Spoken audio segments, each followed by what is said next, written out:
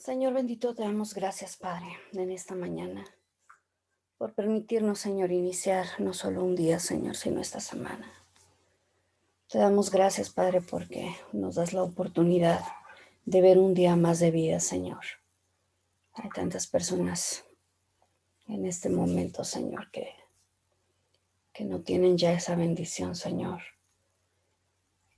Y te rogamos, Padre, que nos des empatía, Señor, por la gente que ha tenido pérdidas.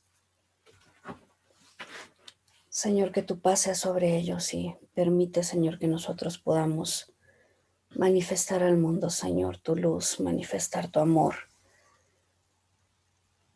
Ayúdanos, Señor, a mostrar en nuestra vida, Señor, que hay una esperanza, que hay una vida, Señor, más allá de la muerte y que solamente tú, Jesús, eres el camino al Padre. Tú eres el camino que nos trae salvación, Señor. Bendigo tu nombre en esta mañana y te ruego, Espíritu Santo, que estés en medio nuestro, que seas tú hablando tu palabra, Señor, a cada uno de nosotros. Que seas tú, Señor, reafirmando en nuestros corazones la confianza, Señor, de que podemos conocerte, de que podemos aprender más acerca de ti y tener una certeza de vida, Señor, cada vez que nosotros escudriñamos tus escrituras. Transforma nuestro ser, nuestro interior, nuestra mente, Señor, nuestro corazón, para que podamos, Señor, ser un reflejo de tu amor, Señor. Te lo pedimos en el nombre de Cristo Jesús. Amén. Bueno, pues muy buenos días a todos nuevamente. Vamos a hacer solamente un repaso muy breve de lo último que vimos el viernes, que era el entender por qué. Ahora sí que la palabra de Dios está dividida en dos partes, porque está el Antiguo y el Nuevo Testamento. Decíamos que, bueno, la traducción al castellano es testamento para esta palabra que es brit en hebreo, ¿sí? En el original hebreo esto significa el primer pacto y el pacto renovado, ¿sí? Lo que quiere decir que no hay como muchos pactos. Bueno, esto lo podemos decir en dos formas. Sí que hay varios pactos, sí, pero los pactos siempre van en un mismo sentido, sí. Lo que Dios fue haciendo fue como ir reivindicando el pacto que Él hizo desde el principio con otras personas. Vemos que, bueno, tácitamente hablando, pues establece un primer pacto con la humanidad, con Adán y Eva, cuando al momento de pecar y que ellos buscan por sus propios medios alcanzar o recuperar lo que habían perdido, que fue la comunión con Dios, ¿sí? La palabra de Dios dice que lo que ellos hicieron fue buscar hojas de higuera para cubrir su vergüenza, ¿sí? Ya llegaremos a esos puntos doctrinales. Pero lo que hace Dios ante esas situaciones que Él les muestra que no es a la manera del hombre, sino a la forma de Dios. Y esto, pues muchos estudiosos dicen que es la forma de establecer ese primer pacto por medio de la sangre de un animalito derramada para que ellos pudieran simbólicamente ser cubiertos con la piel de esos animalitos. Después vemos que Dios establece un pacto con Noé, ¿sí? Una vez que él es guardado del diluvio en el arca, también en esta historia vemos una cantidad de simbolismos referentes a Cristo impresionantes, ¿sí?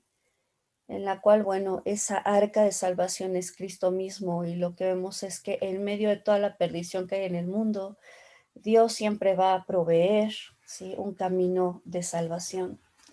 Y el camino definitivo de salvación, vuelvo a repetir, es la sangre redentora de Cristo. Y posteriormente vemos el pacto que Dios establece por medio de Abraham en Génesis capítulo 12, ¿sí? Que es un pacto personal, un pacto para la nación de Israel, pero también un pacto para toda la humanidad. Génesis 12:2 dice, y haré de ti una nación grande y te bendeciré, y engrandeceré tu nombre y serás bendición. Esa es la parte personal. Bendeciré a los que te bendijeren y a los que te maldijeren maldeciré, y serán benditas en ti todas las familias de la tierra. Les decía que en otra versión lo que dice aquí es que por medio de su simiente, y esa simiente se refiere a Cristo, sí, iban a ser benditas todas las familias de la tierra, y esa bendición después vemos nosotros, sí, en los evangelios, en el libro de Hechos, que esa bendición se refiere a Cristo mismo, sí. Cuando hace referencia a la palabra de Dios respecto a Abraham, ya en el Nuevo Testamento, que es a lo que estamos hablando, ¿sí? Lo que dice la palabra es que por medio de Cristo Jesús viene el cumplimiento de esta promesa que Dios hizo en un primer instante. Si nos damos cuenta, esto es muy, muy al principio en la historia. Y vemos que es ciertamente un pacto que tiene su cumplimiento por medio de Cristo Jesús. Por eso es que les digo que no se trata como de pactos diferentes, ¿no? O sea, sí son como varias reivindicaciones del mismo pacto. Lo que Dios hace es confirmarlo. Después este pacto que le da a Abraham lo confirma con su hijo Isaac, lo confirma posteriormente con Jacob. Viene una confirmación también definitiva con Moisés cuando entrega la Torá, cuando el pueblo de Israel también decide o se compromete con Dios a que van a obedecer sus mandamientos, ¿sí? Sin embargo, volvemos a repetir, el cumplimiento final es por medio de Cristo Jesús, y esto es a lo que se conoce como el Brit Hadashah, o el cumplimiento, perdón, la renovación del pacto. Lo que tenemos que entender es que desde el momento en que el primer pacto es establecido con Abraham, ¿sí? Y nuevamente digo ratificado con Moisés, el pacto tenía la implicación de que el pueblo de Israel debía cumplir, ¿sí? Con su parte, con ciertas responsabilidades u obligaciones. Un pacto es, vamos a llamarlo así, como un acuerdo de voluntades, ¿sí? Por medio del cual ambos se comprometen y tienen tanto responsabilidades como privilegios. La situación es que al momento de que una de las partes no cumplía con el pacto, pues la otra parte tenía, vamos a decirlo, el derecho, ¿sí? De poder ejercer los términos de ese convenio, ya sea a su favor o en contra de la otra parte, de la que no cumplió. Y bueno, a grandes rasgos, para ya no detenerme también mucho más en esto, lo que el pueblo de Israel se comprometió a hacer fue a obedecer la Torá, obedecer la ley. Ese era su compromiso. Sin embargo, la palabra de Dios nos dice que fue algo que no pudieron cumplir a cabalidad, ¿sí? Porque el cumplimiento de la ley no era, pues nosotros elegimos cuáles son los mandamientos que sí queremos cumplir, sino que implicaba que la ley debía cumplirse en su totalidad, ¿sí? Y la palabra de Dios dice que cuando uno no cumplía uno de esos mandamientos, pues era como si toda la ley no se hubiera cumplido. Por lo tanto, en Romanos después explica que la ley solamente juega un papel en términos de mostrarnos como seres humanos que nosotros somos incapaces de alcanzar la salvación, de cumplir con la ley para efectos de tener la salvación, de recuperar nuestra relación con Dios, nuestra comunión con Dios, ¿sí? Y de recuperar la vida eterna, que fue lo que se perdió en el jardín del Edén. Entonces, dado que el hombre es incapaz de cumplir con la parte del pacto que le correspondía, Dios en su amor y misericordia lo que hace, ¿sí? Es encarnarse, es decir, el tomar el lugar de un ser humano. O la palabra de Dios dice que él tenía que nacer por medio de una mujer para ser humano, pero no de la simiente del hombre, porque si no, habría venido con pecado, ¿sí? Entonces, él tiene que hacerse hombre y vivir una vida de completa santidad para poder después presentarse, ¿sí?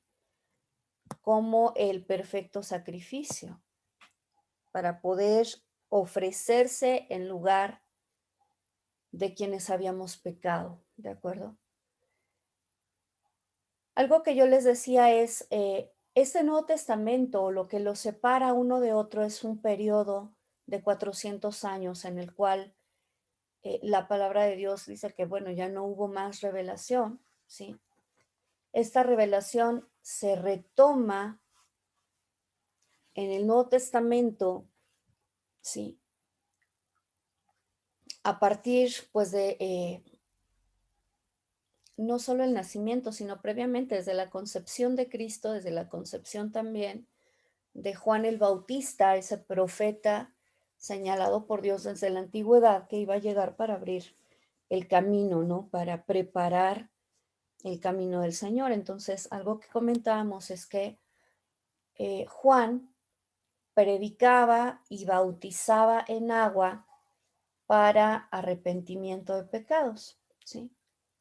Entonces, en ese sentido, él empieza a pregonar que está por llegar el reino de Dios y que era necesario que la gente se preparara, que se arrepintiera de sus pecados. Ujú. O sea, ahí se retoma. Y algo que les decía que es interesante es que el Nuevo Testamento, lo que nosotros conocemos como Nuevo Testamento, siendo esta segunda parte, vamos a decir, o más bien dicho, sería la continuación de la historia bíblica previa de todo lo que es el Tanaj, ¿sí?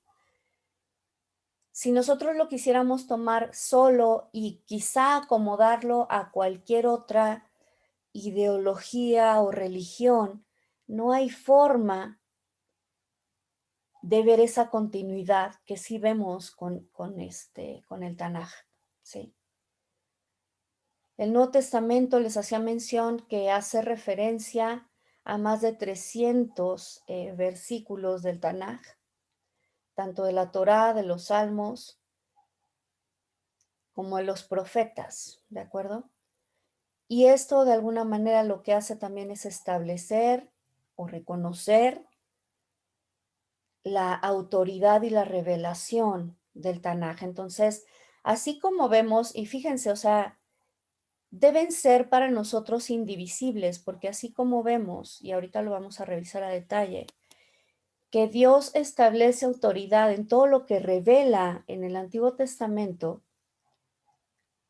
¿sí? De la misma manera nosotros vemos que todas esas revelaciones y todas esas profecías tienen su cumplimiento en el Nuevo Testamento. Entonces, pues es triste para el pueblo de Israel, para los judíos que no admiten el Nuevo Testamento porque solamente tienen una parte, ¿sí? Pero también ha sido terrible en la historia cuando se ha enseñado que lo que es vigente para nosotros es solamente el Nuevo Testamento y que el Antiguo Testamento pues ya ni vale la pena que lo estudiemos porque eso aplicaba para el pueblo de Israel, ¿sí? Cuando en realidad lo que nosotros debemos hacer y entender es que la base de lo que ocurre en el Nuevo Testamento está en el Antiguo Testamento, ¿sí? Para ejemplo de ello, les mostraba cómo Jesucristo, ¿sí?, es un segundo y mejor Moisés, es decir, Moisés fue un prototipo de Cristo, como hay muchos prototipos en el Antiguo Testamento, ¿sí? Empezando por Abel, bueno, empezando por mismo Adán, porque la palabra de Dios dice que él es el primer Adán y que Cristo es el segundo Adán. Entonces habla nuevamente ahí de un prototipo, marcando obviamente las diferencias entre Adán y Cristo. Adán pecó, Cristo no, Cristo vivió una vida de rectitud, apegada a Dios. Pero es un segundo Adán porque, vuelvo a repetir, se tuvo que hacer hombre, vivir como un ser humano para después poder presentarse como el sacrificio perfecto. Tenemos a Abel también como un prototipo, tenemos a Isaac, tenemos a Moisés, tenemos a José, a Josué también. Y entonces, a la medida que nosotros vamos entendiendo toda esa riqueza en el Antiguo Testamento y podemos ver otro dato que ya veremos en su momento, pero en Cristo se cumplen un número grande de profecías del Antiguo Testamento, de tal suerte que no tenemos lugar a dudas de que únicamente en Cristo pudieron haberse cumplido todas ellas. Ya las veremos a detalle en su momento. Y entonces esto también nos debe dar a nosotros la certeza de que el Nuevo Testamento también fue escrito con autoridad apostólica, es decir, que esté el respaldo de Dios mismo, la revelación del Espíritu Santo en la escritura del Nuevo Testamento, ¿sí? Lo siguiente que vamos a hacer es justamente revisar, ya vimos como toda la evidencia histórica, eh, arqueológica, ¿sí?, que en un momento dado hay, y no es, vamos, no es que lo hayamos visto de una forma exhaustiva. Si nosotros queremos seguir indagando, por ejemplo, vamos a encontrar muchas evidencias arqueológicas que respaldan las historias de la palabra de Dios, tanto el Antiguo como el Nuevo Testamento, ¿sí? Ha habido, por supuesto, búsquedas a lo largo de la historia, por ejemplo, del Arca de Noé, y por mucho tiempo se pensó que, pues no, que no había existido, que había sido un invento, que era un mito. Eh, es muy interesante ese tema porque algo que encontramos es que el tema del diluvio, ¿sí?, se encuentra en la literatura de muchas culturas antiguas. Evidentemente hay ciertos rasgos que cambian, ¿sí?, en los relatos de cada cultura, pero lo que es común es el hecho de que hubo un diluvio que cubrió la tierra y que terminó con todo lo existente. Y esto quedó, vuelvo a repetir, como en la memoria de los pueblos. Nosotros podemos entender que esto sea así al comprender también que después del diluvio, sí, pues toda la tierra vuelve a empezar a partir de Noé, de sus generaciones, y después viene la dispersión en la Torre de Babel.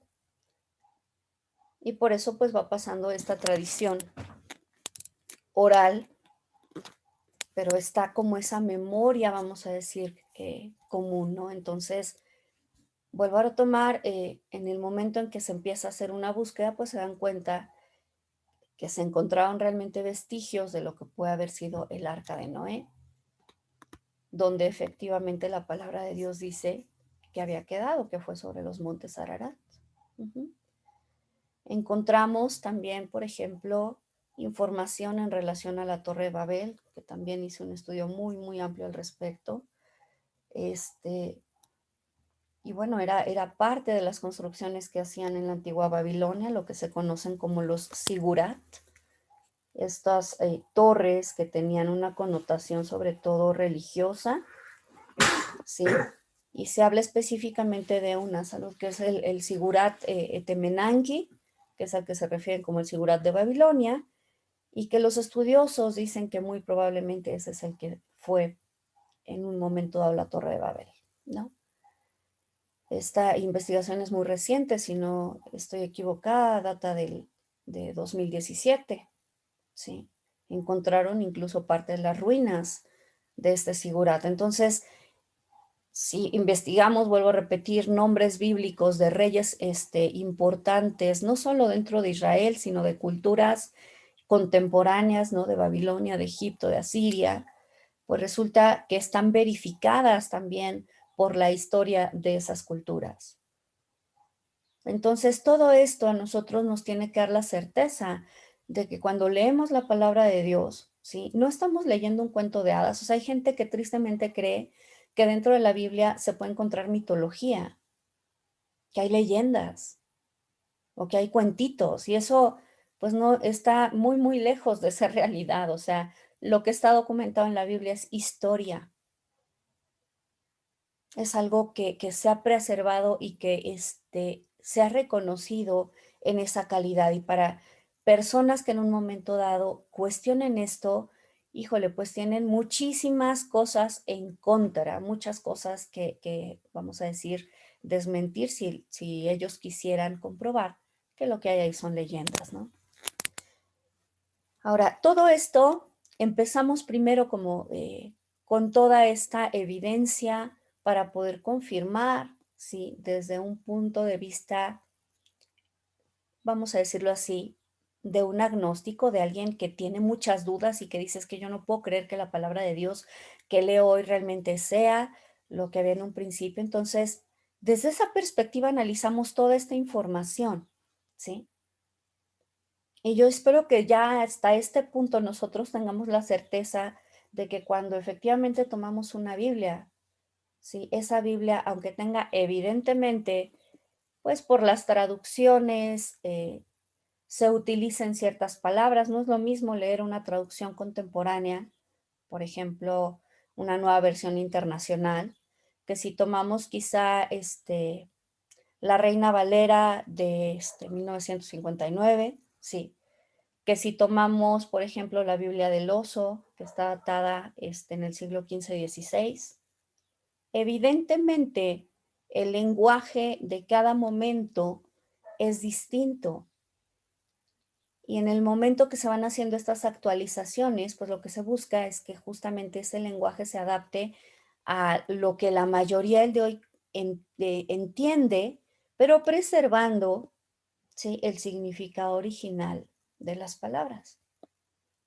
Y lo más maravilloso es que si nosotros tenemos dudas respecto a que a lo mejor alguien me está timando, bueno, pues puedo tomar una, dos, tres, cuatro, cinco, 10, 20, 100 versiones diferentes, que las hay, y podemos ir contrastando.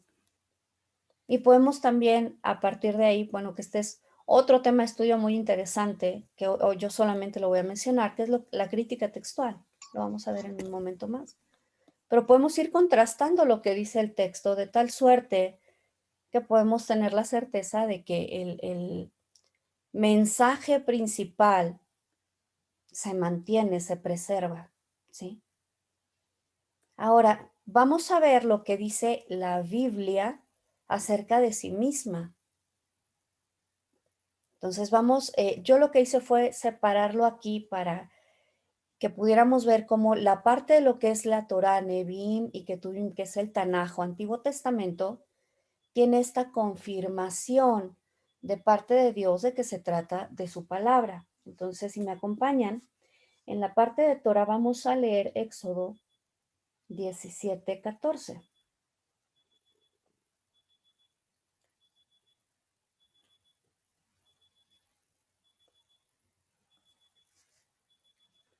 Yo, por ejemplo, aquí les invitaría, si pueden leer Éxodo desde el 17 hasta el 24, les va a dar una visión mucho más amplia. Por cuestiones de tiempo, yo solo voy a ir destacando algunos versos. 17:14 dice así: y el Señor dijo a Moisés: escribe esto para memoria en el libro. O sea, entonces, primero aquí tenemos, voy a hacer una pausa, que ver que el hecho de que Moisés escribiera el libro de la ley más conocido como la Torá, no fue una iniciativa propia, no fue que él dijo, es que necesitamos tener aquí un registro, no, es una indicación que Dios mismo le está dando. Dios sí tiene, digamos, una visión a futuro, donde Él sabe en un momento dado cuáles son las situaciones con las que vamos a tener conflicto, y entonces Él deja indicaciones muy precisas para que se preservara un escrito, ¿sí? Ya vimos en su momento cómo también da la indicación de que esto debía pasarse de generación en generación de una manera oral, pero además vemos aquí la evidencia de que él fue quien dio la indicación de que se escribiera. Escribe esto para memoria en el libro, y di a Josué que del todo tengo de raer la memoria de Amalek de debajo del cielo.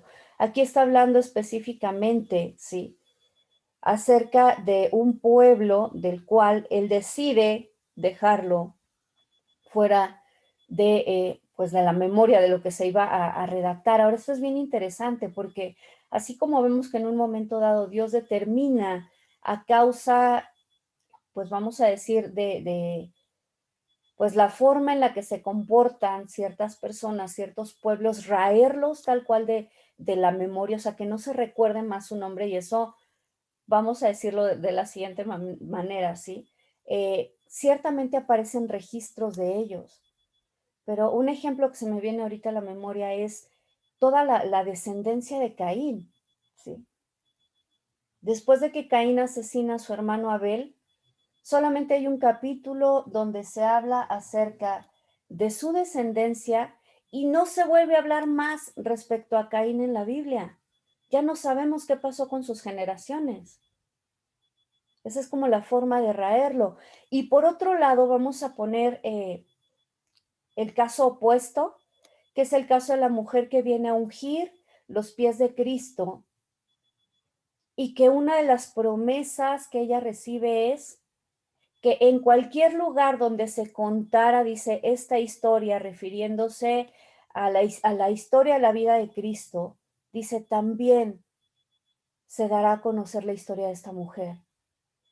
Entonces, fíjense qué bonito, porque también el pertenecer como a la historia bíblica es un privilegio que Dios da a algunas personas, ¿sí? De acuerdo a lo que hacen. Pero bueno, vamos a avanzar. Éxodo 19, 7 y 8 dice, entonces vino Moisés y llamó a los ancianos del pueblo y propuso en presencia de ellos todas estas palabras que el Señor le había mandado. Esto es cuando el Señor justamente entrega la Torá, ¿sí? Y está aquí, como les decía, vamos a decir así, documentando el pacto que ya había hecho previamente desde Abraham. Y entonces recordemos que en este momento, Moisés trae la Torá escrita en piedra, ¿sí? Entonces llama a los ancianos del pueblo y propone en presencia de ellos todas estas palabras, dice que el Señor le había mandado. Y todo el pueblo respondió a una y dijeron, todo lo que el Señor ha dicho, o sea, no dijeron, todo lo que tú dices, no, todo lo que el Señor ha dicho, haremos, reconociendo así que la ley era dada por Dios. Dice, y Moisés refirió las palabras del pueblo al Señor. Sí. Después vemos que aquí el Señor viene con Moisés, habla con él y le dice que le pida al pueblo que se prepare, que se santifique, porque él va a manifestar su presencia en medio de ellos. Y es bien triste que cuando Moisés le viene a decir eso al pueblo, la respuesta de ellos es, ¿sabes qué? No, sino que ve tú y tú habla con Dios. Y tú nos vas a referir a nosotros lo que Dios nos quiera decir. Y es triste porque el Señor quería desde ese momento, pues, derramar de su propio espíritu, ¿sí? Y establecer una relación, una comunión con cada una de las personas del pueblo. Nunca fue la intención de Dios el que hubiera intermediarios. Pero vemos aquí el rechazo del pueblo, por eso les invito a que lean todo esto. Si hay expertos que dicen que en este momento, porque además si nosotros lo vemos en un contexto de los tiempos señalados de Dios, de los Muedim o lo que traducimos como fiestas, ¿sí? Esto está ocurriendo específicamente en Pentecostés, ¿sí? Y Dios quería no solamente dar la letra escrita, la ley escrita, sino también el Espíritu Santo. Pero la gente no estuvo lista. Y entonces por eso vemos que tienen que pasar miles de años para que Dios derrame el Espíritu Santo ya en Pentecostés, después de que Cristo ascendió. ¿De acuerdo? Éxodo 20, versos 1 y 2 dice, y habló Dios todas estas palabras diciendo. Y yo les decía que la palabra de Dios, si nosotros la empezamos a estudiar ya de manera intencional, identificando cuántas veces la palabra dice, y Dios dijo, y habló Dios, y el Señor expresó por medio de su profeta, vamos a encontrar una cantidad de versículos impresionante. Yo me estoy yendo aquí ahorita como a los más significativos. Y este capítulo 20 es cuando define o está leyendo Moisés los 10 mandamientos. Y la introducción es, yo soy el Señor tu Dios que te saqué de la tierra de Egipto, de casa de esclavos. Esto es como si él estuviera firmando, estas son las indicaciones que yo te doy. Yo soy Jehová tu Dios. Y después dice, no tendrás dioses ajenos delante de mí, y empieza a dar cada uno de los mandamientos. ¿Sí? Éxodo 24 del 1 al 4.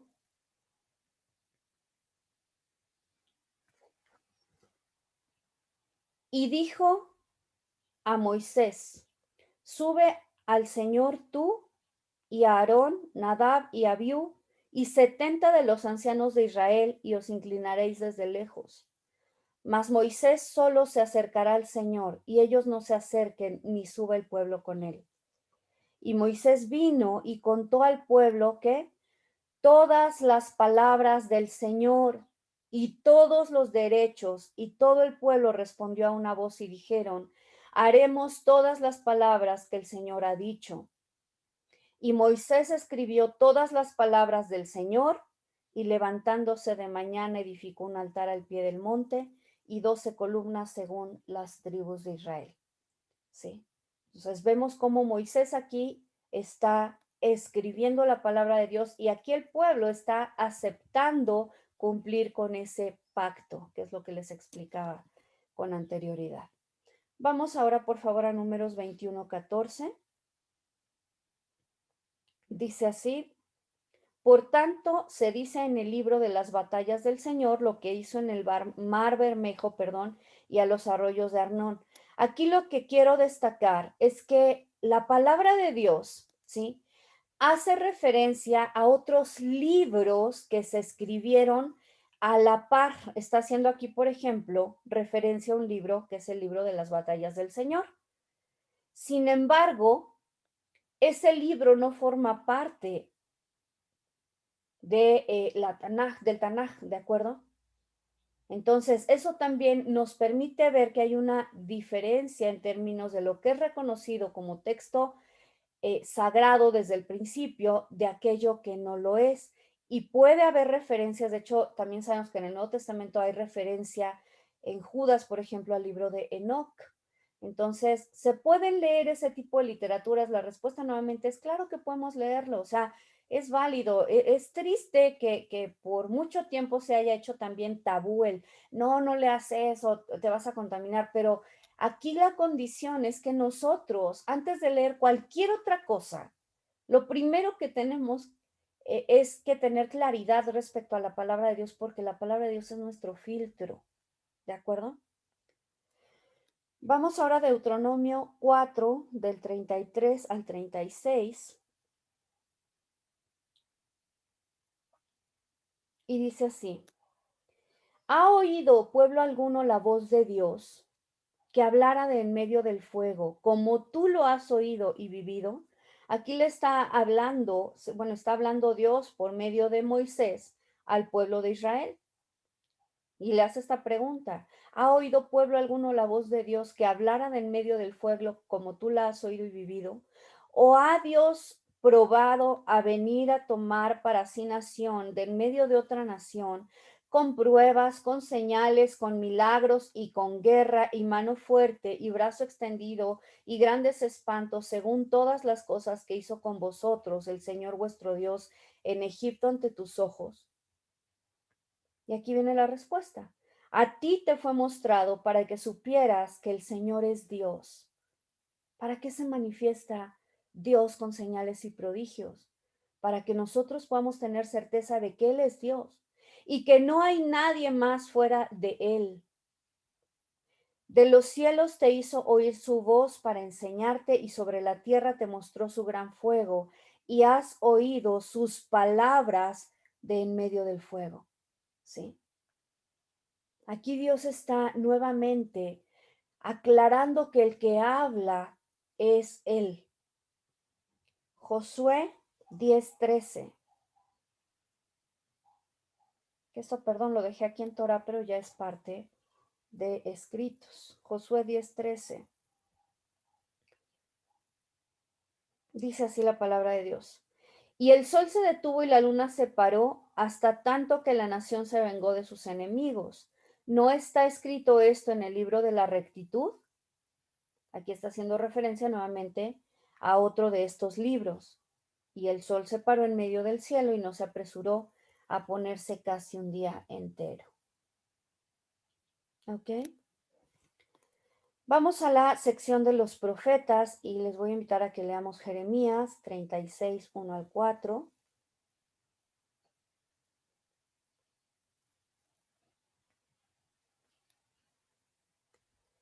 Dice así: y aconteció en el cuarto año de Joacim, hijo de Josías, rey de Judá, que vino esta palabra a Jeremías del Señor diciendo: tómate un rollo de libro y escribe en él todas las palabras que te he hablado contra Israel y contra Judá y contra todos los gentiles desde el día que comencé a hablarte, desde los días de Josías hasta hoy. Si por ventura oyere la casa de Judá todo el mal que yo pienso hacerles, para que se torne cada uno de su mal camino y yo perdone su iniquidad y su pecado. Y llamó Jeremías a Baruc, hijo de Nerías, y escribió Baruc de boca de Jeremías en un rollo del libro todas las palabras que el Señor le había hablado. Entonces, bueno, vemos aquí cómo Jeremías recibe la indicación clara de parte de Dios de escribir en el libro. Pero también vemos, si esto era una práctica común, que no es él quien escribió, sino que dice que llamó a Baruc, y fue Baruc quien escribió todas las palabras que el profeta le iba diciendo, ¿sí? Ahora, aquí es muy interesante, porque no únicamente él escribe en esta ocasión, después Dios le da la indicación, les invito a que lean el capítulo también, de que estas palabras que escribió, de que todo este rollo vaya y lo lea, ¿sí?, al rey. Y resulta que el rey, cuando lee todo esto, se llena de ira y manda quemar los rollos, los destruye. Y entonces nuevamente Dios le habla y le dice que los vuelva a escribir. Verso 28. Vuelve a tomar otro rollo y escribe en él todas las palabras primeras que estaban en el primer rollo que quemó Joacim, el rey de Judá. Entonces, si nosotros vemos algo, es que si algo va a hacer Dios es preservar su palabra, porque además está diciendo en este capítulo cuál es el objetivo de darnos su palabra, que al momento de nosotros tener entendimiento acerca de lo que Él está pidiendo, que hagamos la forma de conducirnos, dice, si Judá, si la casa de Israel, ¿sí? Dice, son les voy a leer aquí el verso que les había leído, que es el 3. Si por ventura oyere la casa de Judá todo el mal que yo pienso hacer, para que se torne cada uno de su mal camino. ¿Qué quiere decir esto? Para que se arrepientan, ¿sí? Ese es el objetivo. Verso 32 dice, y tomó Jeremías otro rollo y lo dio a Baruc, hijo de Nerías, escriba, y escribió en él de boca de Jeremías todas las palabras del libro que quemó en el fuego Joacim, rey de Judá, y aún fueron añadidas sobre ellas muchas otras palabras semejantes. Vamos a ver Isaías, capítulo 8, verso 1. Y me dijo el Señor, tómate un gran volumen y escribe en él en estilo vulgar, Maher Tzalal Hasbaz, date prisa al despojo, apresúrate a la presa. Nuevamente aquí el Señor dándole indicación a Isaías acerca de escribir en un rollo. Ezequías 20, 11 y 12. Perdón, Ezequiel, discúlpenme. Ezequiel 20, 11 y 12. Dice así la palabra de Dios, y les di mis ordenanzas y les declaré mis decretos, los cuales el hombre que los hiciere, ¿qué? Vivirá por ellos. Ahora, esto es algo que Dios está escribiendo y nosotros tenemos que recordar que lo que Dios habla es perpetuo. Algo que ha sido muy malo es justamente como el dividir Antiguo y Nuevo Testamento en términos de pensar que lo que ocurrió hasta el Antiguo Testamento era para unas personas y lo que ocurre ahora es para otras. O sea, no es así. La palabra de Dios dice que Él nunca cambia. ¿Sí? Ahora, entendíamos también que el mandamiento de Dios surge de su propia naturaleza. Entonces, lo que dice aquí la palabra, fíjense qué importante. El vivir de acuerdo a lo que Dios nos dice es para que nosotros, dice, podamos vivir, para que podamos tener una vida plena. Les declaré mis derechos, dice, los cuales el hombre que los hiciere vivirá por ellos. Y fíjense lo que dice el verso 12. Y les di también mis sábados que fueran por señal entre mí y ellos para que supieran que yo soy el Señor que los santifico. O sea, aquí entendemos cuál es el objetivo del Shabbat. Que nosotros entendamos que Dios es quien nos santifica. Entonces, lo que se hace en Shabbat es santificar a Dios. ¿Cómo? Dedicando este día para estar en comunión con Dios, para escudriñar su palabra, para buscar su rostro, para deleitarnos en su presencia. ¿Sí? Vamos al capítulo 34 de este mismo libro, Ezequiel.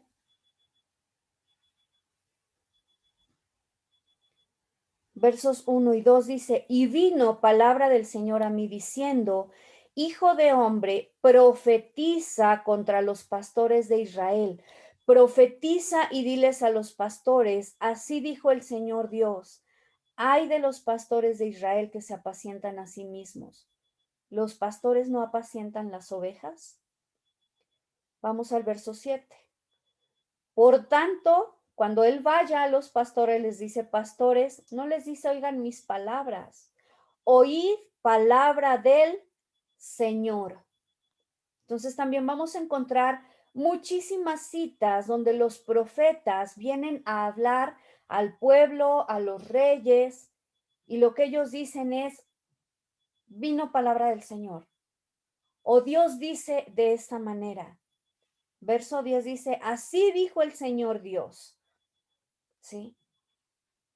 Verso 11, porque así dijo el Señor Dios. Y si nosotros seguimos buscando, verso 24, yo, el Señor, les seré por Dios y mi esclavo David, príncipe en medio de ellos. Yo, el Señor, he hablado. ¿Sí? Esto es una constante en la palabra de Dios. Nehemías 9:3.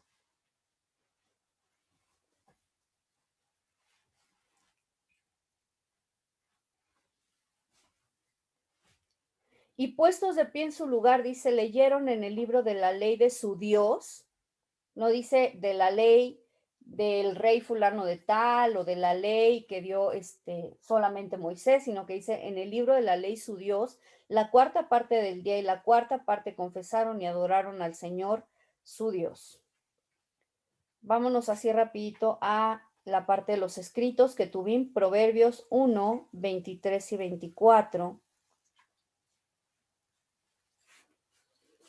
Dice, volveos a mi reprensión. He aquí yo os derramaré mi espíritu y os haré saber mis palabras. No son palabras de hombres. Por cuanto llamé y no quisisteis, extendí mi mano y no hubo quien escuchara. ¿Sí? Voy a leer el 25 también. Dice, antes desechasteis todo consejo mío y no quisisteis mi reprensión. Esta es una llamada de atención de parte del Señor a quienes han dejado su palabra. Proverbios 22, 1.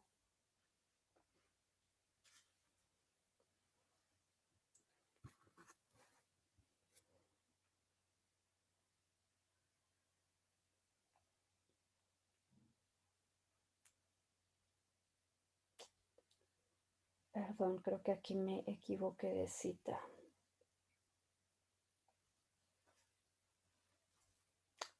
Ok, perdón, vámonos al 25.1.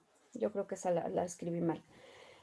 También estos son proverbios de Salomón, dice, los cuales copiaron los varones de Ezequías, rey de Judá. Entonces aquí vemos, nos está hablando acerca también de la preservación, o sea, son proverbios de Salomón, pero fueron copiados y nos dice, ¿por quién? Por Ezequías, rey de Judá. Vamos a Salmo 147, 19 y 20.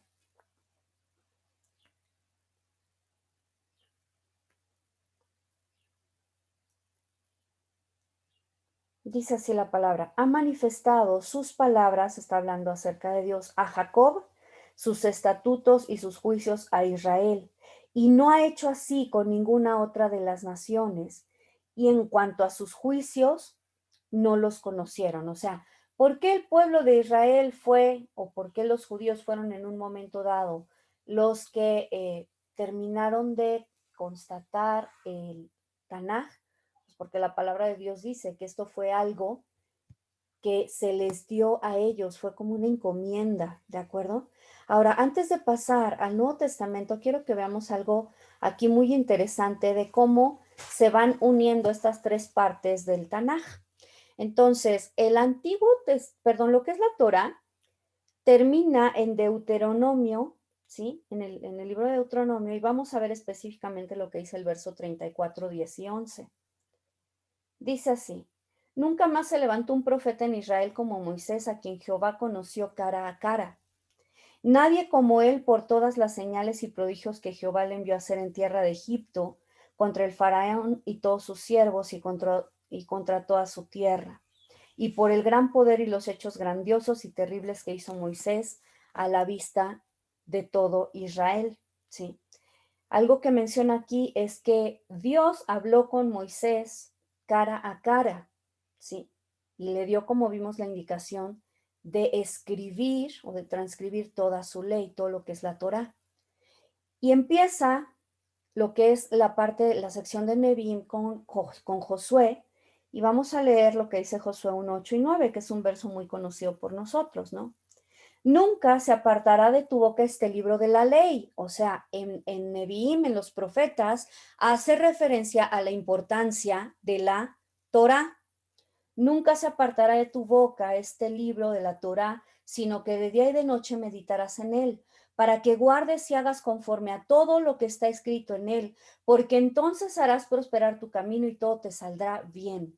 Mira que te mando que te esfuerces y seas valiente, no temas ni desmayes, porque Jehová tu Dios estará contigo donde quiera que vayas. ¿Sí? Ahora, la sección de los profetas termina en Malaquías.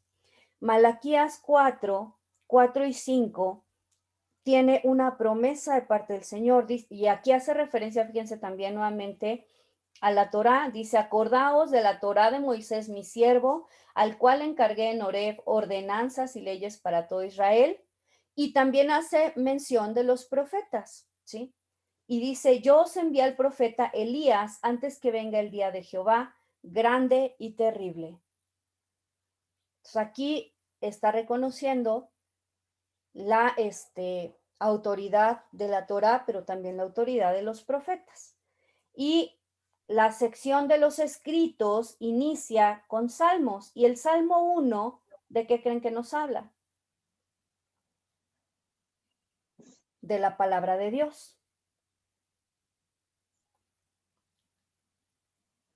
Voy a leer solamente el verso 1 y 2. Bienaventurado el varón que no anduvo en consejo de malos, ni estuvo en camino de pecadores, ni en silla de escarnecedores se ha sentado, sino que en la ley de Jehová está su delicia, en la Torá, y en su ley medita de día y de noche. Nosotros vemos como cada inicio y cada cierre de cada una de estas secciones, lo que está refrendando es la importancia de la palabra del Señor. ¿De acuerdo? Vamos a leer por último algunos versos de lo que viene en el Nuevo Testamento. Algunos ya los leímos cuando hablamos de la autoridad apostólica del Nuevo Testamento. Vamos a leer, por favor, Hechos 7:38.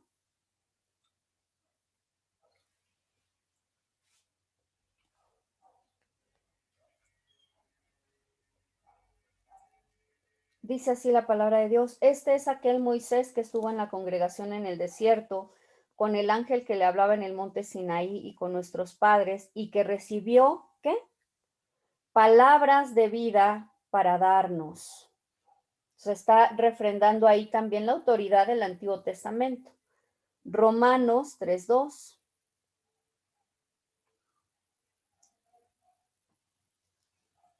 Aquí este capítulo de Romanos habla acerca justamente la importancia que juega el pueblo judío en toda la historia de Dios, específicamente para la redención. Entonces, empieza preguntando, voy a empezar, ¿qué ventaja tiene pues el judío? ¿De qué aprovecha la circuncisión? Y responde aquí Pablo, dice, de mucho y en todos los aspectos. Primero, ciertamente, porque les ha sido confiada, ¿qué? La palabra de Dios. ¿A quién le confió Dios la palabra en primer lugar? Al pueblo de Israel, ¿sí? Ahí mismo en Romanos capítulo 9, verso 4. Dice que son israelitas, de los cuales son la adopción, la gloria, el pacto, la promulgación de la ley, el culto y las promesas, ¿sí?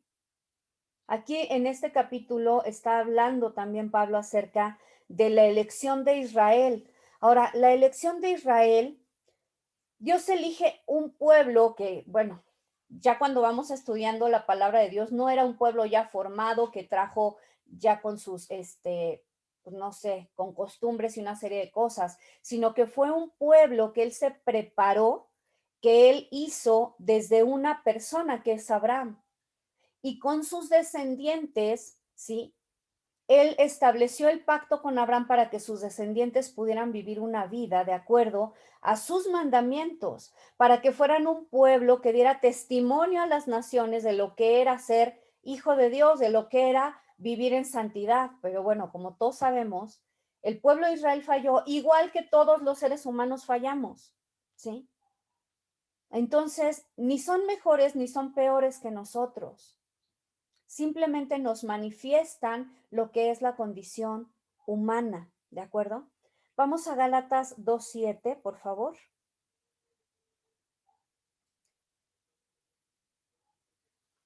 Aquí hablando nuevamente, Pablo dice, antes por el contrario, como vieron que me había sido encomendado el evangelio de la incircuncisión, como a Pedro el de la circuncisión, ¿sí? Dice, pues el que actuó en Pedro para el apostolado de la circuncisión, actuó también en mí para con los gentiles.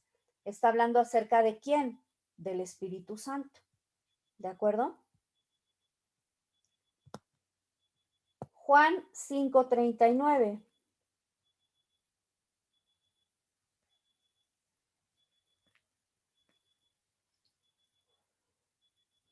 Aquí hablando Jesús dice, escudriñad las escrituras, porque a vosotros os parece que en ellas tenéis vida eterna, y ellas son las que dan testimonio de mí, y no queréis venir a mí para que tengáis vida. Aquí vemos a Cristo ratificando también la autoridad de las palabras. Segunda de Timoteo 3:15 al 17, que es de los versículos que más utilizamos nosotros para confirmar la revelación bíblica, pero si se dan cuenta, no son los únicos versículos, o sea, hay muchísimos. Dice así la palabra. Y que desde la niñez, dice, has sabido las sagradas escrituras, las cuales te pueden hacer sabio para la salvación, porque la fe que es en Cristo Jesús, perdón, que te pueden hacer sabio para la salvación por la fe que es en Cristo Jesús, leí mal.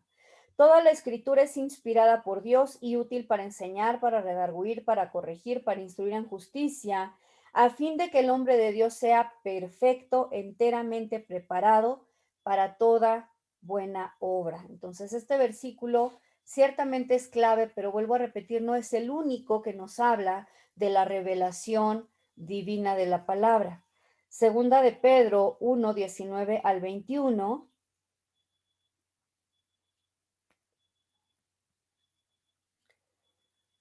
Que esta también es muy importante. Tenemos también la palabra profética más segura, a la cual hacéis bien en estar atentos, como a una antorcha que alumbra en lugar oscuro, hasta que el día amanezca y el lucero de la mañana salga en vuestros corazones. Les había comentado que cuando la palabra de Dios habla acerca del lucero de la mañana se refiere a Cristo, ¿sí? Cuando nosotros lleguemos a esa estatura de Cristo, que alcanzamos por medio de escudriñar y vivir la palabra de Dios.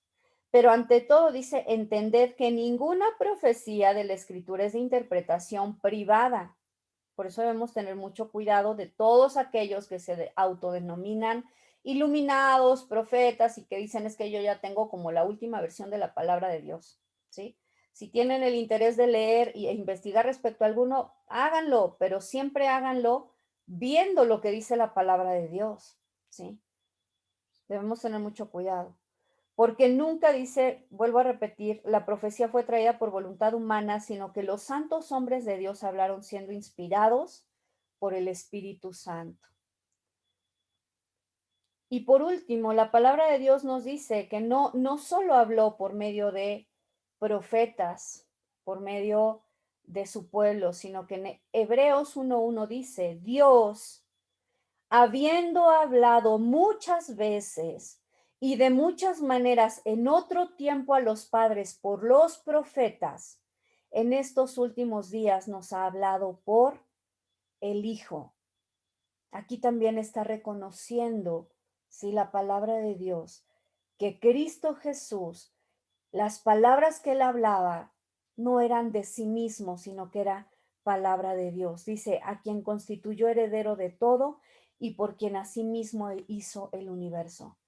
En muchas ocasiones, cuando Cristo hablaba, él dijo, yo no hablo de mí mismo, ¿sí? Yo no hablo las palabras que a mí se me ocurren, sino que lo que yo hablo es la palabra de Dios, ¿sí? Esto lo dice Jesús muchas veces en el tiempo de su ministerio. Solamente voy a hacer referencia a Juan 14:10, donde le está diciendo a sus discípulos, ¿no creéis que yo soy en el Padre y el Padre es en mí? Y les dice, las palabras que yo os hablo no las hablo por mi propia cuenta, sino que el Padre que vive en mí, Él hace las obras, ¿sí? Un conflicto que ha habido a lo largo de la historia es, ¿realmente Jesús es Dios? ¿Jesús fue solo un profeta? ¿Jesús es solo hombre? ¿Quién es Jesús? Ese es un tema que vamos a ver a profundidad en un siguiente estudio, ¿de acuerdo? Ahorita, pues yo quiero dejar hasta aquí para que se den cuenta, no solamente podemos tener confianza en que la palabra, las escrituras, son la palabra de Dios, porque lo podemos comprobar históricamente, eso es como un adicional, sino que Dios mismo se encargó que a lo largo de toda su palabra quedara de una manera fehaciente el hecho de que lo que estaban escribiendo los profetas, los reyes, en un momento dado, pues todos los que hemos dicho que son autores de la palabra de Dios, ¿sí? Que no escribían por su propia cuenta, sino que verdaderamente lo que estaban haciendo era escribir la palabra que Dios les indicaba que escribieran, ¿de acuerdo? Entonces esto ya lo vimos con múltiples citas. No sé si alguien tenga alguna pregunta o algún comentario, si no, aquí vamos a cerrar.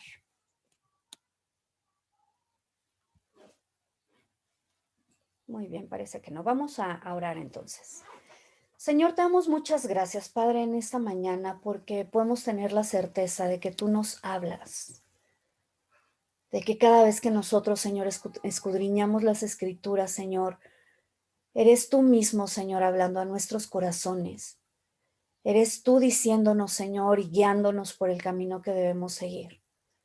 Te damos gracias, Padre, porque aunque ciertamente te usaste de hombres que pudieran escribir lo que tú decías, Señor, nosotros podemos tener la certeza absoluta de que eres tú mismo, Señor, hablando a cada uno de nosotros, Señor. Te damos gloria, Señor. Reconocemos, Señor, que has tomado tantas precauciones, tantas medidas, Señor, para poder preservar tu palabra, para que podamos conocerte tal cual eres, para que podamos conocer, Señor, cuál es tu camino, Señor, para que te podamos honrar con nuestra vida. Te damos gracias, Padre, porque tú has sido un Padre amoroso, porque tú has tenido cuidado de nosotros, Señor, y lo manifiestas en todo este tipo de cosas, Señor. Te damos gracias porque ninguna filosofía en esta tierra, ninguna religión, Señor, puede compararse con todo lo que tú has hecho para que nosotros podamos tener una plena certidumbre, Señor, de que tú eres el único Dios, como dice tu palabra, de que no hay nadie que pueda compararse a ti. Señor, enséñanos a andar en tus caminos. Enséñanos, Señor, a rendirnos a tu palabra. Guarda la vida de cada uno de mis hermanos, Señor. Te lo ruego en este día, en el nombre de Jesús. Amén. Amén. Y amén. Bueno.